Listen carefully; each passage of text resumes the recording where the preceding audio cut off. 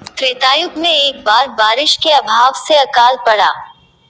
तब कौशिक मुनि परिवार के लालन पालन के लिए अपना गृहस्थान छोड़कर अन्यत्र जाने के लिए अपनी पत्नी और पुत्रों के साथ चल दिए। फिर भी परिवार का भरण पोषण कठिन होने पर दुखी होकर उन्होंने अपने एक पुत्र को बीच राह में ही छोड़ दिया। वह बालक भूख प्यास से रोने लगा। तभी उसने कुछ ही दूरी पर एक पीपल का वृक्ष और जल का कुंड देखा। उसने भूख शांत करने के लिए पीपल के पत्तों को खाया और कुंड का जल पीकर अपनी प्यास बुझाई। वह बालक प्रतिदिन इसी तरह पत्ते और पानी पीकर और तपस्या कर समय गुजारने लगा। तभी एक दिन वहां देवर्षि नारद पहुंचे। बालक ने उनको नमन किया। नारद मुनि विपरीत दशा में बालक की विनम्रता देखकर खुश हुए।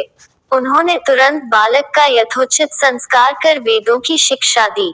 उन्होंने उसे ओम नमो भगवते वासुदेवाय की मंत्र दीक्षा भी दी। वह बालक नित्य भगवान विष्णु के मंत्र का जप कर तप करने लगा।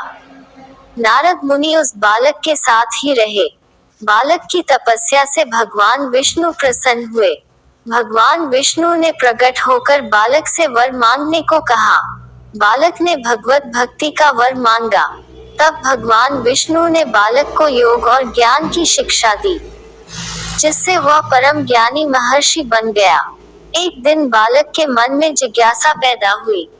उसने नारद मुनि से पूछा कि इतनी छोटी उम्र में ही क्यों मेरे माता पिता से अलगाव हो गया? क्यों मुझे इतनी पीड़ा भोगना पड़ रही है? आपने मुझे संस्कारित कर ब्राह्मण बनाया है, अतः मेरी पीड़ा का कारण भी बताएं। नारद मुनि ने बालक से कहा, तुमने पीपल के पत्तों को खाकर घोर तप किया है, इसलिए आज से तुम्हारा नाम पिप्पलाद रखता हूँ। जहाँ तक तुम्हारे कष्टों की बात है, तो उसका कारण शनि ग्रह है, जिसके अहंकार वश धीमी चाल के कारण तुम्हारे साथ ही पूरा जगत भी अकाल की पीड़ा भोग रहा है। यह सुनकर बालक ने बहुत क्रोधित हो गया।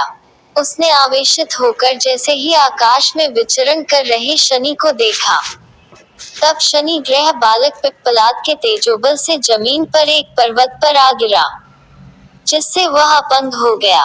शनि की ऐसी दुर्दशा देखकर नारद मुनि खुश हो गए। उन्होंने सभी देवी देवताओं को यह दृश्य देखने के लिए बुलाया। तब वहां पर ब्रह्मदेव सहित अन्य देवों ने आकर बालक पिप्पलाद के आवेश को शांत कर कहा कि नारद मुनि द्वारा रखा गया तुम्हारा नाम श्रेष्ठ है और आज से तुम पूरे जगत में इसी नाम से प्रसिद्ध होगे।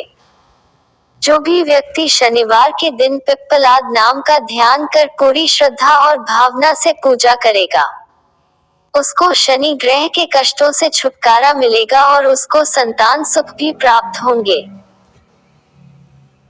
ब्रह्मदेव ने साथ ही पिप्पलाद मुनि को शनिग्रह की शांति के लिए उनकी पूजा और व्रत का विधान बताकर कहा कि तुम धराशायी हुए शनि को अपने स्थान पर प्रतिष्ठित कर दो, क्योंकि वह निर्दोष है।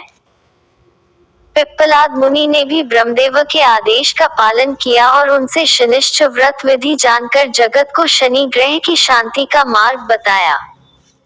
इसीलिए शनि ग्रह की शांति के लिए शनिवार के दिन पीपल के वृक्ष के साथ ही शनिदेव के पूजन की परंपरा है।